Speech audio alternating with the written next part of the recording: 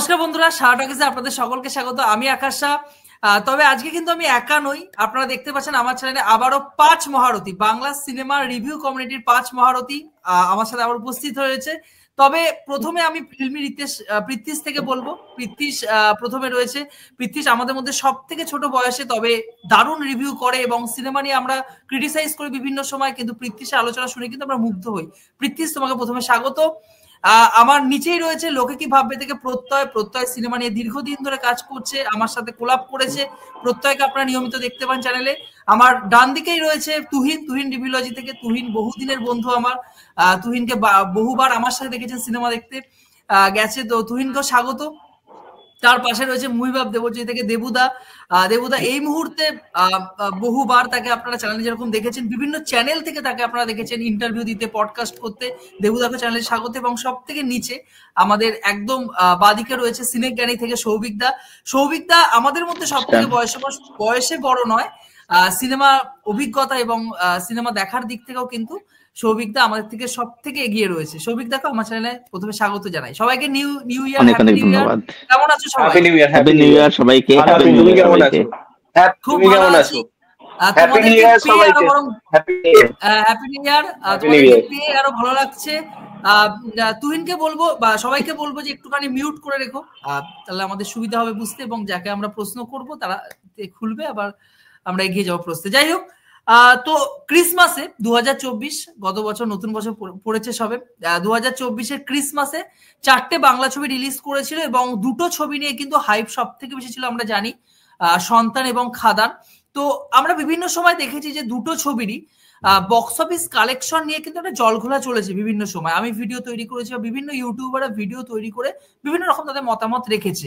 বাংলা সিনেমায় এই যে জলঘোলা ব্যাপারটা বা বাড়িয়ে বলা প্রোডাকশন হাউসের তরফে, এটা কি বাংলা সিনেমার কালচারকে কোথাও কি এগিয়ে নিয়ে যায় বা বাংলা সিনেমার অডিয়েন্সকে কি অ্যাট্রাক্ট করে? এই বিষয়ে আমি প্রথমে বিশেষজ্ঞদের কাছে চলে যাব। প্রথমে দেবুদা রয়েছে, মুহিবা দেবজ্যোতির কাছে। দেবুদা, তোমার কি মতামত অবশ্যই প্রথমে রাখো। দেখ, এই বিষয়ে আমার মতামতটা অনেস্টলি স্পিকিং এটা না চেঞ্জ হয়ে গেছে, ঠিক আছে? যদি আমাকে 1 বছর আগে জিজ্ঞাসা যদি করতিস, আমার এখন চেঞ্জ হয়ে গেছে। আমি এখন মনে করি, দেখ, সিনেমা কি? সিনেমা একটা ইলিউশন, এবং সিনেমা সারাউন্ডিং যারা মানুষ আছে তাদেরও কিন্তু একটা সার্টেন একটা সেলিব্রিটি স্টেটাস মানুষের কাছে প্রজেক্ট করতে হয়। কারণ সেলিব্রিটি স্টেটাস মানেই হচ্ছে যে লোকে তোমাকে কিভাবে দেখছে। তো একজন স্টার বা একজন সুপারস্টার, তার সিনেমাটা ধর অলরেডি ভালো চলছে, ধরলাম তার 5 কোটি টাকা ব্যবসা হয়েছে, আমি যার কথার কথা বলছি, সেটাকে যদি সে বাড়িয়ে 8 কোটি টাকা করে, it's part of this business এবং it is part of this illusion. এই যে পারসেপশন ক্রিয়েট করাটা, তো এই জিনিসটা it is part of that. কারণ তাদেরকে অ্যাজ আ স্টার প্রজেক্ট করতে হবে, তাদেরকে এই যে তাদের একটা ফ্যান ফলোয়িং আছে, কোথাও গিয়ে তাদেরকে একটা জাস্টিফিকেশন দিতে হবে। তো আমি এখন মনে করি যে যদি জলের মাত্রাটা খুব বেশি রকম না হয়, সেটাও কখনো কখনো হয়ে যায় বাংলা মুভি রিভিউ করতে এসে আমরা এটা দেখতে পাই যে যেখানে মানে আকাশ পাতাল তফাৎ, সেটাও হয়। বাট যদি জলের পরিমাণটা খুব বেশি না হয়ে প্রমোশনাল পারপাসে, যেরকম ধর এক একটা মাইলস্টোনের হুক থাকে, যেমন ধর একটা সিনেমা 10 কোটি টাকা পার করলো, এটা কিন্তু একটা হুক, এটা তুই একটা মার্কেটিং স্ট্র্যাটেজি ইউজ করতে পারবি।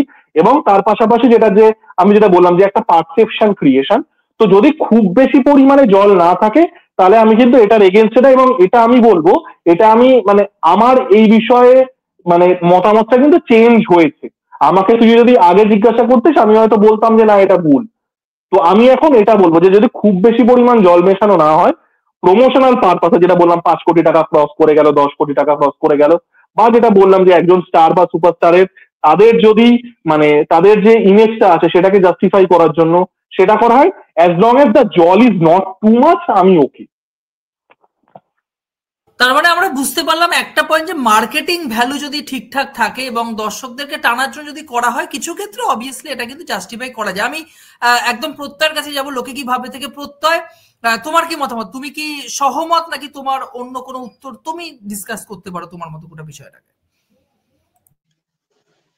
এই যে কালেকশন অ্যামাউন্টটা এই যে একটু বাড়িয়ে চাড়িয়ে বলা, এইটা বলার ক্ষেত্রে খুব একটা যে আহামরি বিষয় বা এইটা নিয়ে বিতর্কমূলক এই জিনিসটা করাটা আমার মনে হয় না খুব বেশি একটা বদার করে। এবার কিছু কিছু অডিয়েন্স আছে মানে যারা হচ্ছে থাকে না, যারা ধরো যে কোনো একজন নায়কের এই ফ্যান বেস, ধরো সেটা যে কোনো নায়ক হতে পারে, সেটা প্রসেনজিৎ, জিৎ, মিঠুন, দেব, হোয়াট এভার, যারই সিনেমা আসুক না কেন, এবং এক একটা সিনেমাকে নিয়ে মানুষের একটা এক্সপেকটেশন থাকে, এবং মানুষ এর আগেও দেখবে যে বহুরূপী সিনেমাটাকে নিয়েও সেই ব্যাপারটা তুলেছিল যে বহুরূপী কি সত্যি এতটা কালেকশন করতে পেরেছে, এত কি সিট সংখ্যা পেয়েছে, প্রথম সপ্তাহে কি এত কালেকশন ছিল, সেকেন্ড সপ্তাহে তো মোটামুটি একটা ড্রপ দেখা গেছিল আদৌ, এইটা নিয়ে নানারকম কন্ট্রোভার্সি, কিন্তু এইগুলো খুব একটা কিন্তু বদার করে না। সিনেমাটার কন্টেন্ট কতটা ভালো, ঠিক আছে, সিনেমাটা পাবলিকের কত পছন্দ হচ্ছে, এটাই হচ্ছে আলটিমেটাম, এর বাইরে আর কিচ্ছু না। আর বাকি যে সমস্ত ফিগার বলা হয়, যে প্রডিউসার ফিগার বা একটা কালেকশনের অ্যামাউন্ট দেওয়া হয়, এটা দেওয়াটা উচিত, কেননা এটা একটা প্রমোশনাল স্ট্র্যাটেজি, এটা লক্ষ্য করে মানুষ কিন্তু কিছুটা এগোয়। কিন্তু অ্যাজ এ রিভিউয়ার হিসাবে আমি বলছি না, অ্যাজ এ জেনারেল অডিয়েন্স, আজকে যদি সাপোজ আমার যদি একটা সিনেমা দেখার যদি ইচ্ছা থাকে, আমি কি দেখবো? আমি ট্রেলারটা দেখবো, ট্রেলারটা আমার ভালো লেগেছে, আমার পছন্দ হয়েছে, আমি সিনেমাটা দেখবো, পয়সা দিয়ে আমি চলে আসবো। আমার তো এত কিছু রিভিউ, এ কত ব্যবসা করেছে, কত কি সিট হয়েছে, আমি তো অ্যাজ এ অডিয়েন্স হিসেবে তো আমি এগুলো দেখতে যাবো না, আর কেউ দেখেও না, ঠিক আছে। যেহেতু এটা এখন একটা ট্রেন্ডের মধ্যে চলে এসেছে, একটা কালচারের মধ্যে চলে এসেছে, আমরা যেহেতু এই কাজটার সাথে যুক্ত আছি, এবং আমাদেরকে যারা ফলো করে বা যে সমস্ত স্টারদের ফলো করে, তাদের এই ব্যাপারটা একটা থাকে যে এই কালেকশন অ্যামাউন্টটা দেখবো, একটা ফ্যান ওয়ার যেটা হয়, একটা কালেকশন নিয়েও একটা ফ্যান ওয়ার হয়, বা সিট সংখ্যা কে কোন সিনেমা হলে কয়টা পাবে এটাও নিয়ে একটা ফ্যান ওয়ার হয়।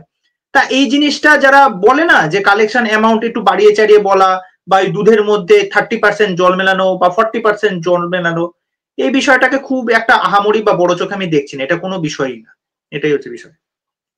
বা আমরা আরেকটা পয়েন্ট পেলাম যে দর্শক, যে অডিয়েন্স সিনেমা দেখতে চায়, তার কাছে কোনো রকম কোনো পয়েন্ট অফ ভিউ রাখেই না যে কালেকশন কত করলো কি করলো না, তারা দেখার কথা জাস্ট দেখবে। আমি আমাদের মধ্যে সব থেকে ছোট কিন্তু সিনেমা নিয়ে দারুণ ভাবে সে নিয়মিত ভিডিও তৈরি করে পৃথ্বীশ, আমি পৃথ্বীশের কাছে পৃথ্বীশ, এই যে দুটো পয়েন্ট পেলাম, তুমি কি সহমত বা তোমার নিজস্ব কি মতামত অবশ্যই আমাদের সামনে তুলে রাখো। দেখো, আমি মানে পুরোপুরি সহমত দুটো যে পয়েন্ট বলেছে, এবং তার সাথে আমি কিছু অ্যাড করতে চাই। এই যে বক্স অফিস নাম্বার, এটা কিন্তু প্রডিউসাররা একটা সার্টেন অফ টাইম অব্দি বাড়াতে পারে, ঠিক আছে, কিন্তু এই যে সালারের টিম যেটা আগের বছর করেছিল, এটা হিউজ অ্যামাউন্ট অফ কালেকশন বাড়িয়ে দিচ্ছে। বা তুমি যদি দেখো কবজার ক্ষেত্রেও সেম জিনিসটা হয়েছিল সাউথের, ঠিক আছে। তো সেটা কোথাও গিয়ে লোকের মধ্যে চোখে এটা পড়ে যে এটা কোথাও গিয়ে এই কর্পোরেট কালচারটা চলে এসছে, এবং এটা এটা কিন্তু লোকেদের মধ্যে এটা ক্রিয়েট করে। এবং যখন একটা ছবি জেনুইনলি বক্স অফিসে ভালো কালেকশন করছে, তখন লোকে মানতে চায় না, তখন বলছে আচ্ছা আগের ছবিটাও তো এইরকম ভাবেই ফেক কালেকশন বলেছে, এটাও ঠিক সেমই বলছে, ঠিক আছে। এবার যেহেতু যেটা সমস্যা হয়ে গেছে আমাদের এখানে, যে বাংলায় কোনো ট্রেড এক্সপার্ট নেই যে আমাদের একটা বক্স অফিস বলে দেবে, ঠিক আছে। সেটাও যে একদম জেনুইন হয় সেটা না, সেটাও একটা অ্যাপ্রক্সিমেট কালেকশন হয়। তবে সেই কালেকশনটা যখন আমরা জানতে পারবো, তখন একটা বলতে পারি যে না ঠিক আছে সিনেমাটা চলছে, কিন্তু সেটা যেহেতু নেই, তখন এই অসুবিধাটা ক্রিয়েট হচ্ছে, আর কিছু না। আর একটা বিষয় যেটা, যে সন্তানের যে অডিয়েন্স, ঠিক আছে, খাদানের যদিও বা মাস অডিয়েন্স আছে, অনেক ইয়াং অডিয়েন্স আছে, তারা বক্স অফিস নিয়ে ডেফিনেটলি কিছু মানে একটা সার্টেন অফ অডিয়েন্স মানে তারা ব্রডার, যে বক্স অফিসে কি কিরম চলছে সেই অনুযায়ী সিনেমাটা আমি দেখতে যাবো, বা সেই অনুযায়ী একটা ওই হয় না কালচার, যে এই সিনেমাটা এত কামিয়েছে, ওই সিনেমাটা অত কামিয়েছে, এটা একটা মানে কথা বলার মানে তাদের আড্ডার মধ্যে হয়ে যায় আর কি একটা টপিক। তো যারা সন্তান দেখতে যাচ্ছে, বা যারা একটু বয়স্ক অডিয়েন্স, ফ্যামিলি অডিয়েন্স, যারা মাল্টিপ্লেক্সে টিকিট কেটে সিনেমা দেখে, তারা বর্ডারই না, তারা জানে যে সিনেমাটা চলছে, ব্যাস এটাই অনেক বড় ব্যাপার।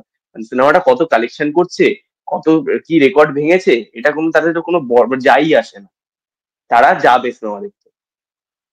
একদম একদম একদম পৃথিস দারুণ একটা পয়েন্ট বলেছে, কর্পোরেট বুকিং, এবং তার সাথে এগুলো কোনো ভ্যালু রাখে না, যারা সিনেমা দেখে তারা সিনেমা দেখতে যাবে। আমি একদমই আমাদের মধ্যে রয়েছে সিনেগাড়ি থেকে সৌভিকদা দীর্ঘদিন ধরে সিনেমা দেখছেন, এবং সিনেমা নিয়ে তার ডিসকাস আমরা শুনি তার চ্যানেলে। তো আমি সৌভিকদার কাছে যাবো। সৌভিকদা, তুমি তো সিনেমা নিয়ে দীর্ঘদিন ধরে চর্চা করো, বক্স অফিস নিয়ে জানো, তোমার কি মতামত যে দর্শক যারা তারা কি যাবে, নাকি কোথাও গিয়ে মনে করে না এই ছবিটি সেরকম ব্যবসা করতে পারেনি, বক্স অফিস কালেকশন নিয়ে আমি দেখতে যাবো না, তাহলে ভালো হয়নি? তোমার কি মতামত?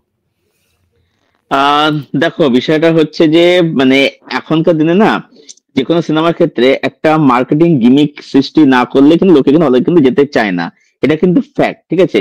কারণ যেটা হচ্ছে আফটার লকডাউনের সময় থেকে কি হয়েছে, যে এই যে মানুষজন ঘরে বসে গেছে না, তখন না মানে খুব হাই স্পেকটাকেল কিছু না হলে, যেটা নিয়ে খুব বাজ রয়েছে রয়েছে, তাহলে মানুষের হলে কিন্তু যেতে চায়, মানুষ কিন্তু হলে দেখার অভ্যাসটা চলে গেছে। সেই কারণে এই যে আজকে তো ট্রেলার টিজার যে রিলিজ করছে, যাই হচ্ছে না কেন, সেটা কিন্তু অ্যাকচুয়ালি কিন্তু সব কিন্তু প্রমোশন মেটেরিয়াল, প্রমোশনাল কন্টেন্ট, সেগুলো গান যাই হোক না কেন সব প্রমোশনাল কন্টেন্ট সেগুলো আর কি। এবারে যেটা হচ্ছে দেখো সত্যি কথা বলতে আফটার কিন্তু ম্যাটার করে কিন্তু সিনেমার কন্টেন্টটা ম্যাটার করে আর কি। দেখো আমার মনে হয় না যে মানে কোন সিনেমার যদি কন্টেন্ট স্ট্রং যদি হয়, আজকে বহুরূপী কিন্তু কালেকশন করেছে, কিন্তু সেটা কিন্তু করেছে তার কন্টেন্টের জন্য। এবার দেখো সত্যি কথা বলতে এটা কিন্তু ফ্যাক্ট যে যখন বুকিং শুরু হয় তখন কিন্তু যেটা সবচেয়ে বড় হচ্ছে পূজা এন্টারটেনমেন্ট, যেটা যাকে বাসুদেবরা করে থাকে আর কি। দেখো এটা কিন্তু হবে ফ্যাক্ট, এটা কিন্তু ঠিক আছে। এবার দেখো সত্যি কথা বলতে কন্টেন্ট ভালো হলে লোকে সেখানে হলে এমনি যাবে, সেখানে অমনে যাবে। সেখানে আমার মনে হয় না সেখানে মানে কি মানে কে কি বলছে, কার কি ওপিনিয়ন, কিন্তু ম্যাটার কিন্তু সত্যি বলতে কিন্তু করছে না আর কি। সিনেমাটা ভালো হওয়াটা আসল। এবার হ্যাঁ দেখো সত্যি কথা বলতে আমাদের বাংলাতে সেরকম ভাবে ট্রেড এক্সপার্ট তো নেই, ট্রেড অ্যানালিস্ট নেই, প্রডিউসার ফিগার আমাদের ভরসা করে থাকতে আর কি। এবার দেখো যে কোনো ইন্ডাস্ট্রি যে কোনো প্রডিউসার তারা কিন্তু জল মেশাবে, এটা কিন্তু ফ্যাক্ট। এবার ব্যাপারটা হচ্ছে যে সেই জল মেশানোটা মানে একটু বুঝে দিয়ে মেশাও, মানে যেটা কাপসের ক্ষেত্রে হয়েছিল এমন জল মিশিয়েছে যে লাস্টে চোখেই পড়ছে যে দেশের পুরো জল মেশানো পুরো একদম, এটা যেন না হয় যেন আর কি। হ্যাঁ বড়বড়ির ক্ষেত্রে জল মেশানে অবশ্যই মিশিয়েছে, খাতনার ক্ষেত্রে জল অবশ্যই মেশানো আছে, কিন্তু সেইগুলো এমন মিশেছে যে কিন্তু অনেকটা অর্গানিক কিন্তু হচ্ছে কিন্তু। হ্যাঁ হ্যাঁ পাড়িয়ার ক্ষেত্রে মিশেছিল, পাড়িয়ার ক্ষেত্রে মারাত্মক মিশেছিল আর কি, মারাত্মক মিশেছিল। কিন্তু অ্যাটলিস্ট কি দেখো ছবিগুলো কিন্তু যেহেতু ভালো হয়ে গেছে বলে লোকে কিন্তু ওই পার্টটা নিয়ে কিন্তু অত কিন্তু কথা কিন্তু বলেনি। বলবো ছবিটা ওভারঅল আলটিমেট ভালো তো হয়েছে, সেখানে কিন্তু ওইটা নিয়ে কিন্তু অত কিন্তু বিতর্ক কন্ট্রোভার্সি কিন্তু হয়নি। সুতরাং ছবির কন্টেন্টের উপর ডিপেন্ড করছে যে জল মেশানো কতটা অর্গানিক কতটা অর্গানিক হচ্ছে না, এটাই আমার বক্তব্য। একদম একদম। আমি আরেকটা পয়েন্ট পেলাম, ট্রেড এক্সপার্ট। আমি তুহিনের কাছে যাব, তুহিন রিভিউলে যে তুহিন ট্রেড এক্সপার্ট তো নেই বাংলায়। এই ট্রেড এক্সপার্ট নেই বলে কি কোথাও গিয়ে ইউটিউব আর রিভিউয়ারদের যে বক্স অফিস কালেকশন একটা ফারাক পড়ে? তারা কি নিজেদের মতোই দিয়ে দেয় একটা কালেকশন? তোমার কি মনে হয়? দেখো মেন ঘটনা হচ্ছে যেহেতু এখানে ট্রেড এক্সপার্ট নেই, এবার যারা বড় ইউটিউবার আছে মার্কেটে তারা অবভিয়াসলি খুব সুন্দর করে সেই জিনিসগুলোকে এক্সপ্লেন করে বলে, কিন্তু কিছু ফ্যান ক্যাটারিং চ্যানেল আছে তারা যে মানে অত্যাধিক জল মিশিয়ে কিন্তু বলে, যেগুলো আগেও তারা এক্সপোজ হয়েছিল। কারণ কারণ প্রত্যেকবার এই জিনিসটা দেখা যায়, ঠিক আছে, যেগুলো ফ্যান ক্যাটারিং চ্যানেল এগুলো করে। এবার ট্রেড এক্সপার্ট থাকা অতি অবশ্যই দরকার, কিন্তু যে ইলিউশন যে জিনিসটা দেবুদাও অ্যাড্রেস করেছিল, মেন যে জিনিসটা, যে ইলিউশনটা কিন্তু অডিয়েন্সকে তো ইলিউশন দেওয়া হচ্ছে যে আমার সিনেমা এত কোটি টাকা ইনকাম করছে, তুমি চলে আসো, খুব সুন্দর একটা সিনেমা বানিয়েছি। কিন্তু তাদেরকেও ইলিউশন দেওয়া হয় যখন প্রডিউসার কোনো ইনভেস্টরের কাছ থেকে টাকাটা তুলছে, তাদেরকেও ইলিউশন দিচ্ছে যে আমার সিনেমা এত কোটি টাকা ইনকাম করছে। কারণ কিছু কিছু সিনেমা এমনও দেখা যায় যে বক্স অফিসে ভালো পারফর্ম করছে না, কিন্তু সেগুলো সাকসেস পার্টি রাখা হচ্ছে, এগুলো তো আমরা দেখতে পাই।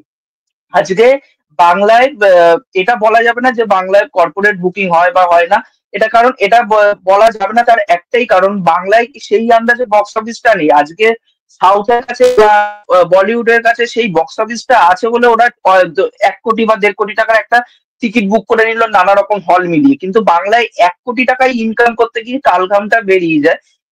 তার জন্য তারা কর্পোরেট বুকিং করতে পারে না। কিন্তু বাংলায় যেটা হয় সেটা হচ্ছে যে মেন ঘটনা যে ওরা টাকাটাকে বাড়িয়ে বলে, কিন্তু এই যে যখন টাকাটা বাড়িয়ে বলছে, আমাদের কাছে বুক মাই শো এর রিপোর্ট কিছুটা থাকে যে আমরা কতটা অলমোস্ট ফুল হাউসফুল, তো সেখান থেকে একটা আন্দাজ করতে পারি। তারপর আমাদের এখানে এমন পরিমাণে সিঙ্গেল স্ক্রিন নেই যে মাল্টিপ্লেক্স কালেকশন এক আছে আর সিঙ্গেল স্ক্রিন কালেকশন এক হচ্ছে, যার জন্য হিউজ একটা কালেকশন হচ্ছে, সেটা তো আমরা আমাদের এখানটায় দেখতে পাই না।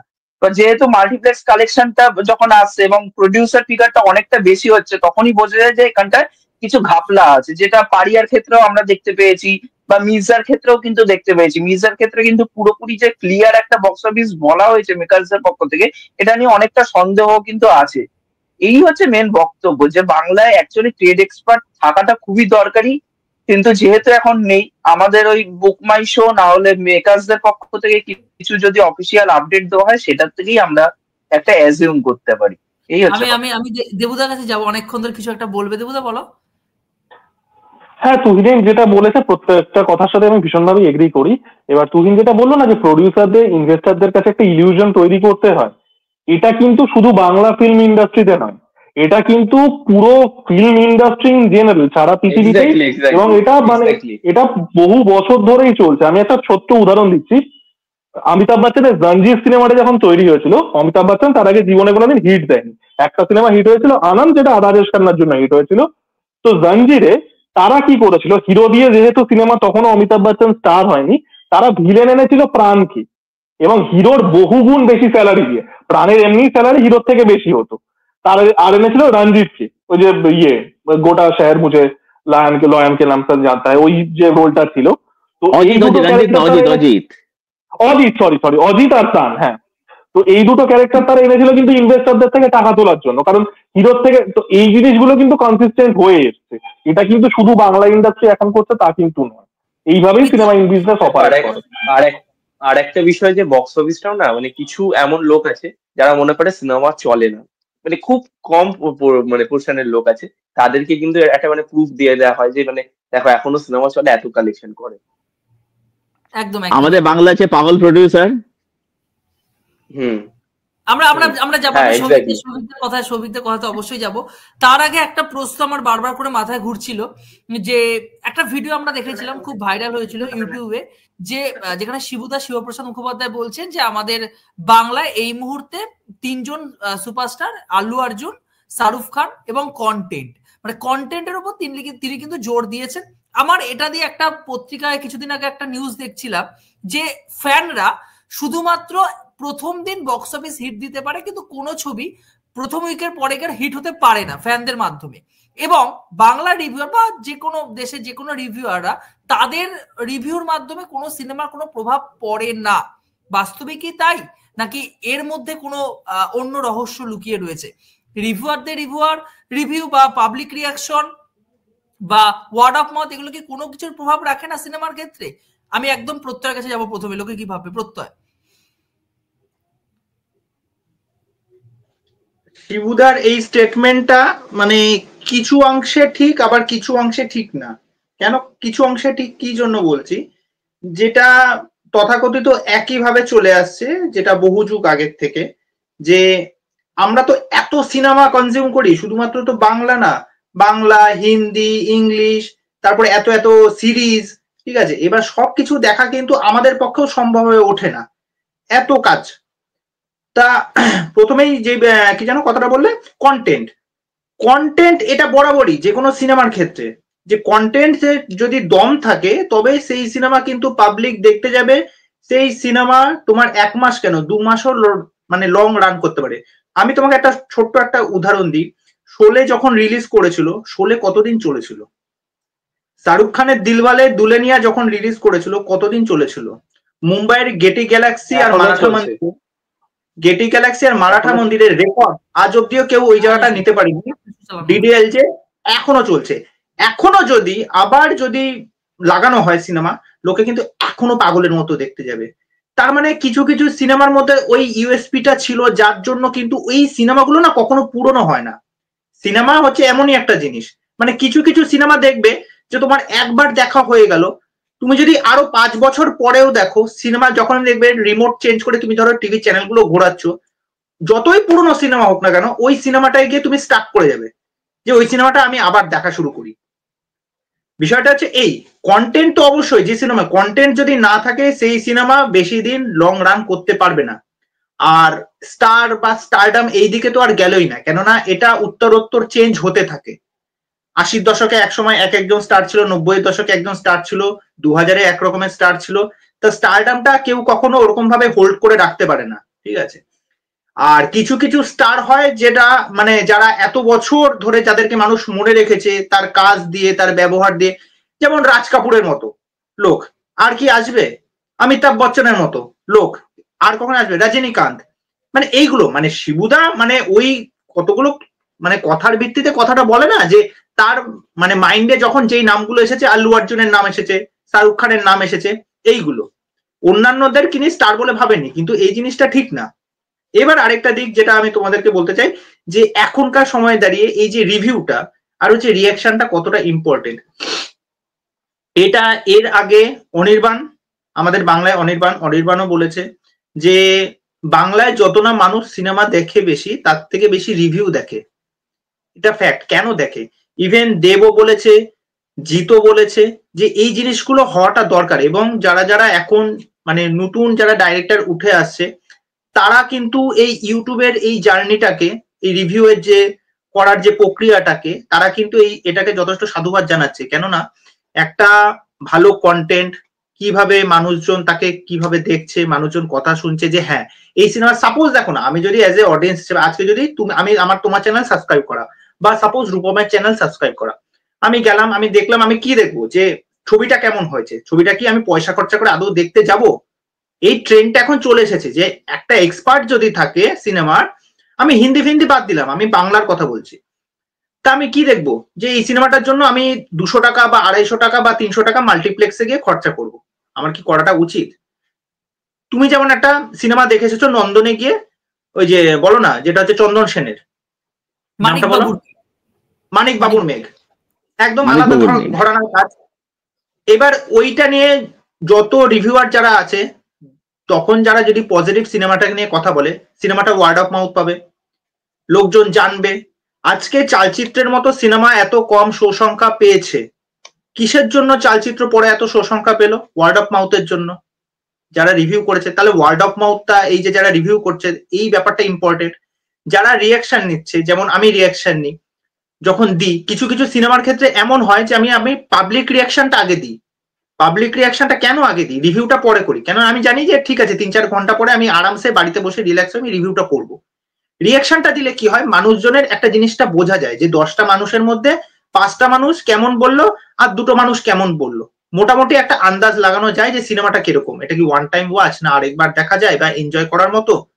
কিছু না কিছু তো কিছু মানুষ তো বলেই বক্তব্য, আর মোটামুটি লোকজন কিন্তু সেগুলো দেখে, পছন্দ করে। তা সুতরাং দুটো জিনিসই দরকার, মানে এই যে রিভিউ করা বা রিয়াকশন করা, এটা তো অবশ্যই দরকার। এবং আমি আরেকটা জিনিস, একটু বড় হয়ে যাচ্ছে, কয়েকদিন আগে যেটা মার্টিন নিয়ে হয়েছিল, যারা রিভিউ করতে গেছিল তাদের সবাইকে স্ট্রাইক দিয়ে দেওয়া হয়েছিল, বা বলা হচ্ছিল কাউকে পাবলিক রিয়াকশন নেওয়া যাবে না। তার মানেটা কি, তুমি বানাচ্ছ খারাপ সিনেমা, তুমি সস্তার সিনেমা বানাচ্ছ, রদ্দি সিনেমা বানাচ্ছ, কিন্তু সেইটা নিয়ে কেউ কথা বলতে পারবে না। বা অদ্ভুত লজিক, অদ্ভুত যুক্তি, আর যারা বলছে তাদেরকে তুমি স্ট্রাইক দিয়ে দিচ্ছ। তা যাই হোক, আমাদের এখানে অবশ্য এইসব জিনিসপত্রগুলো নেই আমাদের বাংলায়। তা আমি এই জিনিসটাকে যথেষ্ট সাধুবাদ জানাই। এই কাজটাকে যারা অন্যান্য বড় বড় যারা যে সমস্ত প্রডিউসার আছে বা ডাইরেক্টর আছে বা স্টারেরা আছে, তারা এই রিভিউটাকে যথেষ্ট গুরুত্ব দেয়।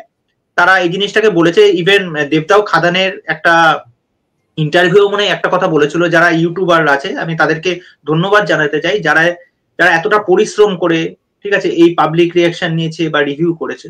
সুতরাং এটাই, সব জিনিসেরই দরকার আছে, ব্যাস এইটুকু। একদম একদম একদম। আমরা একটা পয়েন্ট তাহলে বুঝতে পারলাম যে চালচিত্র মতো ছবি শুধুমাত্র ওয়ার্ড অফ মাউথের জোরেই কিন্তু বছরের প্রথমে, যেখানে একদম 5-6 দিন তারা টালমাটাল অবস্থায় ছিল, একদম 4 নম্বর পজিশনে ছিল, সেখান থেকে কিন্তু ছবিটি ভালো শো পেয়ে আবার উঠে আসবে। আমি একদম দেবজিতের কাছে যাবো, দেবুদার কাছে। 5 নম্বর স্বপ্নময় লেনকেও মানে পিছিয়ে দিয়েছে চালচিত্র। একদমই একদমই তাই।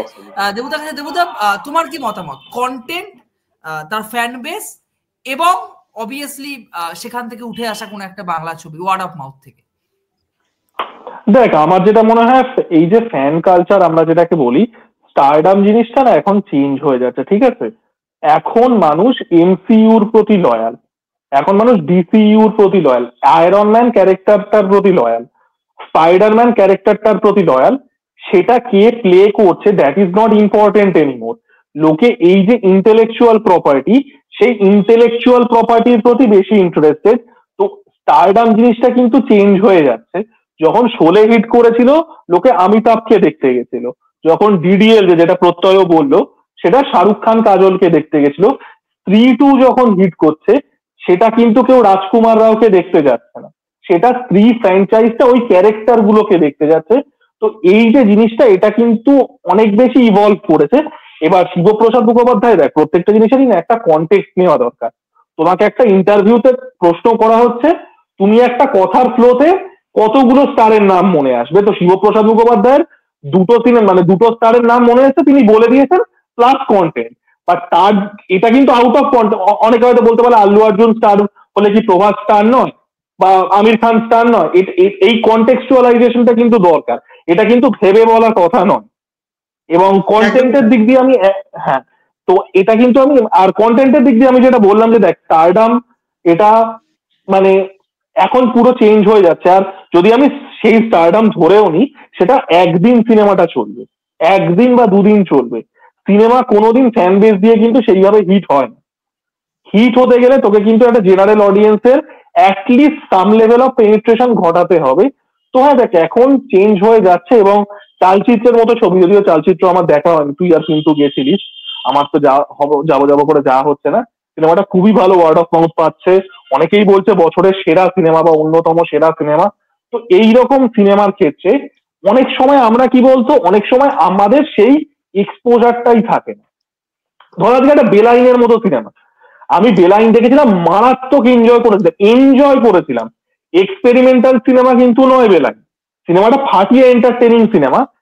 এই সিনেমাটা তো লোকে জানে না, জানলে কিন্তু বেলাইন কিন্তু, মানিক বাবুর মেঘ আমি বাদ দিচ্ছি, কারণ মানিক বাবুর মেঘ সেই অর্থে ওই এন্টারটেনমেন্ট ভ্যালুটা কোট আন কোট নেই। বেলাইন কিন্তু এন্টারটেনিং সিনেমা, তুই বেলাইন থেকে হাসবি।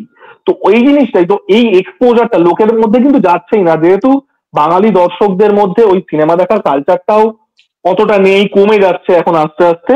তো সেটাই তো, এই দিক দিয়ে যেটা প্রত্যয় বললো, এই সিনেমাগুলোর ক্ষেত্রে কিন্তু রিভিউটা খুব ইম্পর্টেন্ট হয়ে যায়, ওয়ার্ড অফ মাউথটা খুব ইম্পর্টেন্ট হয়ে যায়।